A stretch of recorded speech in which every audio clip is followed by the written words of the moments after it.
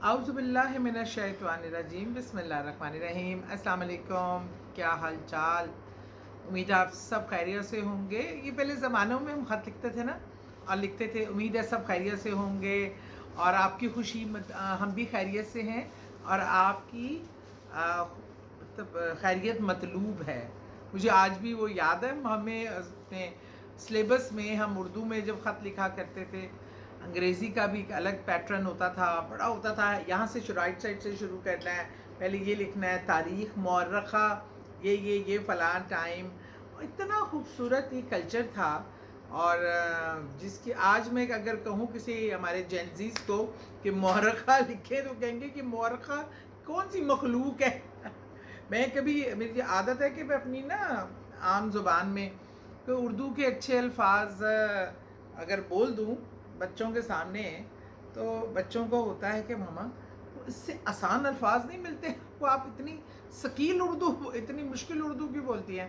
میں کہا تم لوگ بیچارے اردو بی کے پڑھنے والوں، تم لوگوں کو کیا پتا اردو کیا ہے؟ انگریزی میڈیم کر کے انگریزی کے الفاظ تو آتے ہیں۔ اور میں نے یہ دیکھا بھی ہے، پر میں نے اپنے بچوں کو اردو بی نہیں رکھنے دی تھی، اور اس کی میں نے بچوں کو اقبال بھی پڑھایا، خود پڑھایا، اور جو ناول ان کو کوشش کرتی تھی کہ بہتر ان کی اردو بہتر رہے، کیونکہ مجھے اپنی زبان سے بہت محبت ہے، اور میں چاہتی ہوں کہ ہم اپنے زبان پہ، اپنے ملک پہ، اپنے لباس پہ فخر کریں۔ یہ ہمارے لیے باعث فخر اللہ کی نعمت ہے۔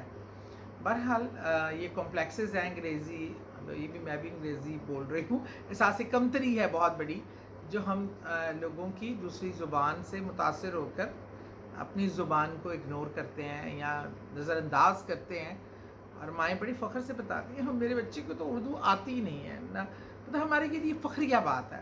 بہرحال ایک میں آپ کو دیتی ہوں ہمیشہ وہ دل کی بات، یا ہمارے میں جو اصلاح کی ضرورت ہے، کوشش کرتی ہوں چھوٹے چھوٹے پیغام وہ بھی دے دوں، وظائف تو بتاتی ہی ہوں۔ اچھا جی، اب یہ بھی ایک مسئلہ بہت زیادہ میرے پاس آتا ہے کہ گھر میں نا لوگ کہتے ہیں، الفاظ آپ نے لفظ بہت سنا ہوگا، نحوست ہے، نحوست، گھر میں نحوست ہے اور برکت نہیں ہے، خوشی نہیں ہے، رزق کی کمی رہتی ہے، کاروبار میں اس طرح نہیں ترقی ہوتی، گھر میں سب ایک دوسرے سے لڑتے جھگڑتے ہیں، ہر وقت ایک اداسی، ایک ویرانی اور ایک ڈارکنس رہتی ہے۔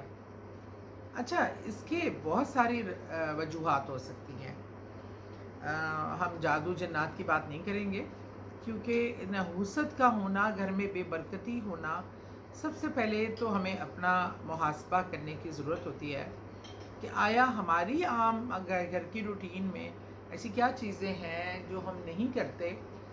سب سے پہلے کہ جو لوگ صبح فجر کے ٹائم نہیں اٹھتے، نماز نہیں پڑھتے، قرآن پاک کو کھول کے تلاوت نہیں کرتے، تو اس گھر سے برکت اور رزق تو ویسے ہی اٹھنا شروع ہو جاتا ہے۔ پھر بہت زیادہ لڑائی رہنا رشتوں میں، بستروں پہ بیٹھ کے کھانے کھانا، یہ بڑی چیزیں آپ حیران ہوں گے، بستر کھلے پڑے ہوئے ہیں، ان کو جھاڑ کر استعمال نہ کرنا، کپڑے اپنے اتارے ہوئے زمینوں پہ پھینک دینا، گھر کی صفائی نہ ہونا پراپرلی، اور مغرب کے ٹائم گھر میں کو روشن نہ رکھنا، صفائی ستھرائی کا پورے گھر کا، اور آپس میں پیار محبت، اور جس گھر میں اللہ کا اور اس کے رسول پاک صلی اللہ علیہ وسلم کا ذکر نہیں ہوتا، تو وہاں سے رونق اور برکت اٹھ جاتی ہے۔ بچوں میں اس طرح کی عادت، سارا دن سوئے رہنا، یہ تمام چیزیں، اپنے ملازموں کے ساتھ برا سلوک رکھنا، ہمسائیگی سے اچھا سلوک نہ رکھنا، اپنے رزق حرام کمانا، اور ان تمام چیزوں کو ملحوظ خاطر رکھتے ہوئے آپ کو میں ایک عمل بتا رہی ہوں کہ ہمیں سب سے پہلے اپنے ارد گرد، اپنے گھر کے ماحول اور اپنے آپ کو کا محاسبہ کرنا ہے کہ ہم کہاں غلط ہیں۔ چلیں، اگر آپ نے تمام باقی چیزیں بھی درست کرنے پہ ایفرٹ کیا، تو اس کے بعد منگل کا دن اس لحاظ سے، صدقہ و خیرات کے حساب سے، صدقے کے حساب سے، یا اللہ کی راہ میں، تو وہ ایک اچھا امپورٹنٹ ڈے ہے۔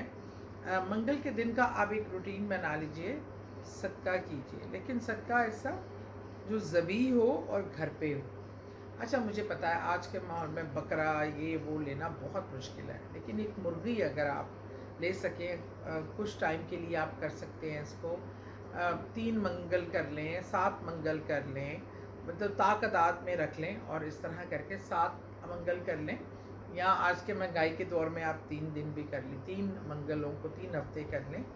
آپ نے ایک پلاسٹک کا شیٹ لے کے نا اس کے اوپر اس کو ذبح کرنا ہے، اور ذبح کرتے ہوئے بسم اللہ، بسم اللہ اللہ اکبر، بسم اللہ اللہ اکبر، بسم اللہ اللہ اکبر، اس کو کثرت سے پہلے پڑھنا ہے. پھر آپ نے جانور کو ذبح کرنا ہے. اور آپ نے کوشش کرنا ہے کہ اس کا جو خون ہے نا وہ ادھر ادھر نہ چیٹے پڑیں، اسی پلاسٹک پہ رک جائے. اور اس کو آدھا گھنٹہ تک جانور کو وہاں پڑے رہنے دیں گے تو اس کا خون نکل جائے گا. تیز دھار چھری سے کیجئے تاکہ ایک ہی ضرب میں جانوروں کو تکلیف نہیں ہونی چاہیے ذبح. اور یہ بھی ایک سائنٹیفکلی پروون ہے کہ اللہ تعالیٰ یا مسلمانوں کا جو طریقہ ہے ذبح کرنے کا، جو نس کاٹتے ہیں جس طریقے سے، اس میں جانور کو بالکل تکلیف کا پتہ نہیں چلتا. جو اس پر لوگوں نے مشینیں لگائے کہ وائبریشن اس کی تکلیف کی کیفیت بھی سائنٹیفکلی بھی نوٹ کی. اور یہ پروون ہے کہ جو اسلامی طریقہ ہے کسی جانور کو ذبح کرنے کا، وہ اس طرح ہے کہ اس کو تکلیف سے پہلے اس کی جان چلی جاتی ہے. بہرحال اس کے بعد آپ وہ جانور کسی غریب کو دے دیں، گھر میں کوئی ایسا پکا لیں، کسی کو اگر ضرورت مند ہے کسی کے گھر پہ دے دیں، کسی کو کھانے کے لیے دے دیجئے کہ وہ پکا کے کھا لے. لیکن وہ جو شیٹ تھی نا جس میں اس کا خون ہے، وہ آپ نے بہت اچھے سے سمیٹنی ہے کہ خون زمین پہ ادھر نہ گرے. وہ شیٹ آپ نے اچھے سے ریپ کر کے کسی تھوڑا ایسے خالی پلاٹ، کوئی جھاڑیاں، کوئی ککر کا درخت، وہاں جا کے وہ آپ نے ڈسپوز آف کر دینی ہے. تو یہ اس کا جو یہ اس طرح آپ نے یہ 3 ہفتے کر لیجئے. گھر پہ وہ جو آپ کو نحوست کے اثرات، بے برکتی اور یہ تمام بے رونقی نظر آئے گی، تو اللہ تعالیٰ چاہیں گے، اللہ تعالیٰ کے کرم سے، اللہ تعالیٰ کی خوشنودی سے انشاءاللہ یہ سب ٹھیک ہو جائے گا. لیکن اس میں اپنا محاسبہ بھی کیجئے، اپنی روٹین کو بھی دیکھیے. گھر میں اللہ کا ذکر کیجئے، درود پاک کا ذکر، درود پاک کا ورد کیجئے. سب کو عادت ڈالیے، بچوں کو بھی ایک دوسرے کو سلام کرنے کی، بڑوں کی عزت اور چھوٹوں سے پیار کیجئے. اور اپنے گھریلو جو ملازمین ہیں، ہیلپ ہے، ان کا بھی خیال رکھیے. اور اپنے ارد گرد اپنے ہمسایوں کے حقوق کا بھی خیال رکھیے. صفائی نصف ایمان ہے، گھر کو صاف ستھرا رکھیے. بہت شکریہ.